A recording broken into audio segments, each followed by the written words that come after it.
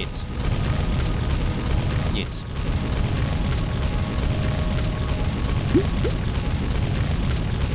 Jasně magické ohně. Velmi pochybuji, že bez jiné magie jim lze projít. Jasně...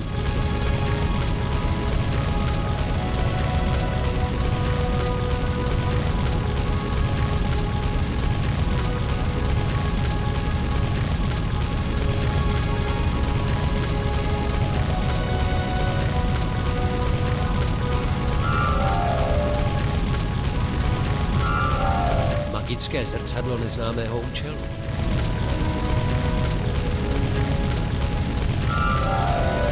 Magické. Mám to snít?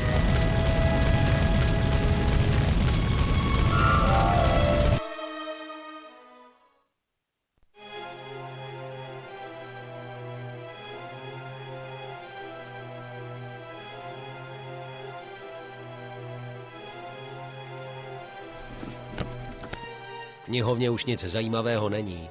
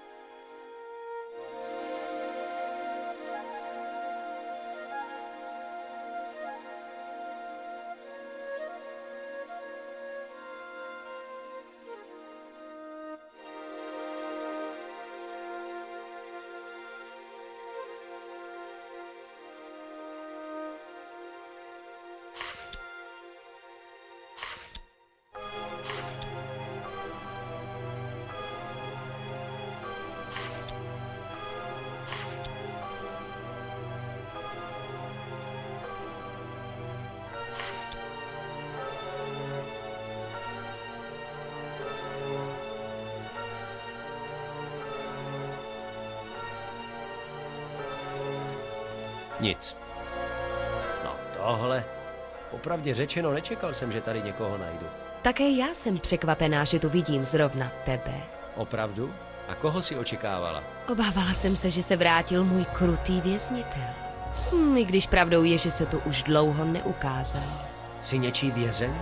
Mohu vědět, kdo tě zde uvěznil? Zlý mák. Neznám jeho jméno. To není zrovna přesný popis. Znám mnoho lidí, na které by se hodil. V tom případě musíš vést velmi zajímavý život. V poslední době snad až příliš zajímavý. Nechceš se ke mně posadit a vyprávět mi o něm? Snad později. Řekni mi, jak dlouho už tu jsi? Nevím přesně, ale připadá mi to jako roky. A jak je to dlouho, kdy se zde ten mák objevil naposledy? Měsíce? Možná rok. Tak dlouho? A za celou dobu si se nepokusila o útěk? Jak? Vždyť jsme vysoko nad zemí, podívej se sám. A zrcadlem kromě mága stejně nikdo neprojde. Navíc to tady není tak zlé. A teď to bude ještě lepší, když ses tu objevil ty. To je věc názoru. Teď mě napadá, jak jsi zde mohla celou tu dobu? Ty máš ale otázek. Pojď, posaď se ke mně a já ti je všechny zodpovím. Tady něco nehraje.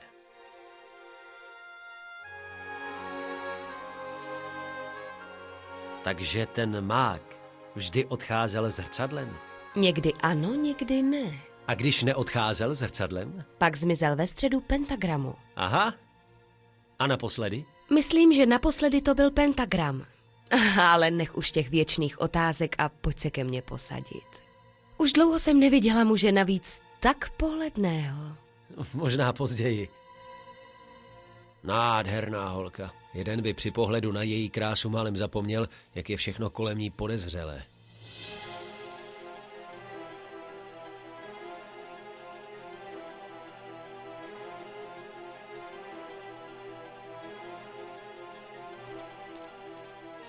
Zrcadlo. V něm vidím jednak sebe, potom okno, které je za mnou, kousek knihovny, prázdnou postel, stůl, stojan na knihu a kousek pentagramu, co je na zemi i s těmi hejblátky.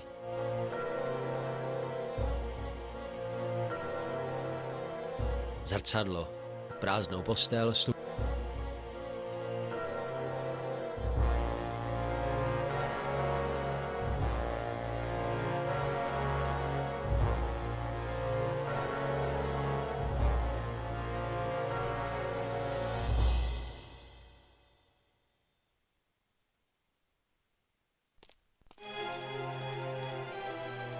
To je ale výška.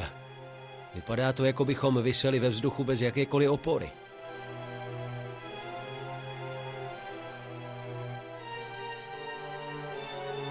A tam, v nejvyšším patře věže, která držela pohromadě jen posledními zbytky stabilizačních kouzel, jsem se začetl do příběhu duše, která se pomalu propadala do temnoty. 10. den 3. úbytku v 5. cyklu, rok přísahy. Možná už zítra nebo pozítří, nejpozději však na začátku příštího zvětšování dokončíme věž. Však už také zbývá poslední stabilizační kouzlo. A pokud Takra dodá všechny ingredience, pak se brzy budeme moci pustit do našeho velkého díla. A potom už Nimet bude muset uznat, že se mýlil. 12. den 3. úbytku v 5. cyklu, rok přísahy. Strašně jsme se pohádali s Takrou. Nedodal, co měl, a stabilizační kouzlo tedy ještě stále není hotovo. Takra ale tvrdí, že měl vše připraveno a dnes ráno nachystaný odvar nemohl najít. Když jsme jeho výmluvě nevěřili, obvinil Nimeta, našeho bývalého mistra, ze sabotáže. To je ale nesmysl. Nimet se sice dík své dohodě s bohy Norganova svitku bojí, ale tohle by neudělal. Vím to. 3. den 1. zvětšování v 6. cyklu, rok přísahy. Včera jsme dokončili věž. Dali jsme jí jméno Skeldal, přesně jak stálo v Norganově svitku. Je to téměř dokonalá syntéza magických slabik. Jak se blíží zahájení rituálu, jsme všichni čím dál tím více podrážděni. Doufám, že až začneme, tak se to spraví. 5. den 1. zvětšování v 6. cyklu, rok přísahy. Dnes tu byl Nimet. Vešel hlavní branou a vstoupil do nejvyššího patra právě v okamžiku, kdy jsme započali první fázi rituálu. Znovu se nás pokoušel přesvědčit, abychom rituál neprováděli a věž zbourali. Teraniel se strašně rozzuřil a Nimeta vyhnal. Myslím, že mě to taky pořádně naštvalo. Jinak si nedokážu vysvětlit, že bych na svého mistra křičel. 7. den 2. úbytku v 6. cyklu, rok přísahy. Nimet se stále pokouší rituál překazit.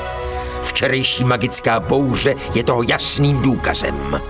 Navíc nám sem pořád někdo leze. Naposledy se Teraniel rozzuřil až k nepříčetnosti a nějakého nebožáka dokonce zabil. Neschvaluji to, ale má pravdu, měli bychom věž zabezpečit. 13. den 3. úbytku 6. cyklu, rok přísahy. Dnes jsme dokončili zabezpečení věže. Všechna patra jsme zaplnili různými potvorami a pastmi. Stále přemýšlím o tom, proč se Nimet tak bojí. Na touze pomoci přece není nic špatného. 5. den 3. úbytku 7. cyklu, rok přísahy. Téměř celý jeden cyklus trvala první fáze. Zabezpečení funguje skvěle. Za celou dobu nás nikdo nevyrušil, jenom v prvním patře jsme našli těla několika dobrodruhů. Když jsme jimi zdobili stěny věže, náramně jsme se bavili. Až budeme bozy, třeba je i oživíme. 2. den 2. úbytku 1. cyklu, rok opovržení. 2. fáze je u konce. Všichni jsme vyčerpaní a dohodli jsme se na 3denní pauze. 5. den 2. úbytku 1. cyklu, rok opovržení. Zatímco jsme všichni odpočívali, vydal se Teraniel pryč. Když se vrátil, měl kutnu celou od krve, ale tvářil se šťastně a svěže. Dostal jsem nevýslovnou chuť také někoho zabít, ale už není čas, mělo mě to napadnout dřív. Teraniel nás pravil o tom, že jakýsi Freghar, místní magický přídil, se nás snaží na Nimetův popud zastavit. Celý večer jsme se tomu vtipu smáli. Nás už přece nic nezastaví. 6. den 1. zvětšování 3. cyklu, rok opovržení. Včera jsme zakončili 3. fázi. K deníku se dostávám až dnes, protože ještě včera jsme spontánně vyrazili vyvraždit blízké město. Ti tvorečci jsou tak slabí a tak ubozí, ale přesto by nás mohli při troše štěstí ohrozit. Zjistili jsme, že ten blázen Freghar provedl rituál Crowcane a skapal při něm. Kdo ví, kdo se tu teď potuluje. 11. den 1. úbytku 6. cyklu, rok opovržení. Zakončili jsme předposlední fázi a jakoby se před námi rozplynul závoj, který nám po celou dobu ukrýval pravdu. Teď už víme, v čem spočívá ona božská moc, kterou svitek slibuje. Otevřeme bránu do dimenze Zohar. Všechny ty bestie sem vypustíme a pak budeme vládnout pomocí teroru. První, kdo půjde do pekel, bude Nimet a nepomohou mu ani bohové, se kterými se tak rád paktuje. Zítra se pustíme do poslední fáze. Všechno je ztraceno. Všichni jsou mrtvi. Nevím ani, co je dnes za den, ale je to jedno. Je po všem. Byli jsme už téměř u konce. Brána se otevírala a první ze zoharských bestií už z pola vylezla, když do nejvyššího patra neočekávaně vtrhla 6 nějakých otrapů. Využili našeho vrcholného soustředění, aby nás povraždili. Nevím jak, ale podařilo se jim dokonce po otevřenou bránu zavřít. Je konec. Měl jsem raději zemřít. 1. den 2. úbytku 4. cyklu, rok zmatení. Vrátili se mi síly i chuť znovu něco dělat. Rituál nevyšel, ale nevadí. Světu lze vládnout i jinak. Myslím, že začnu v říši Arte. Jednak je největší a jednak jsem zjistil, že někde poblíž královského města se skrývá kompletní Norganovo dílo.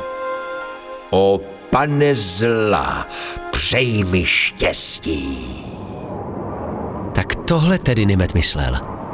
Jeden z jeho 5 učedníků přežil a teď je v Moharnu. Musím se tam rychle vrátit a informovat radu mágů. Nějak už se na půdu univerzity dostanu.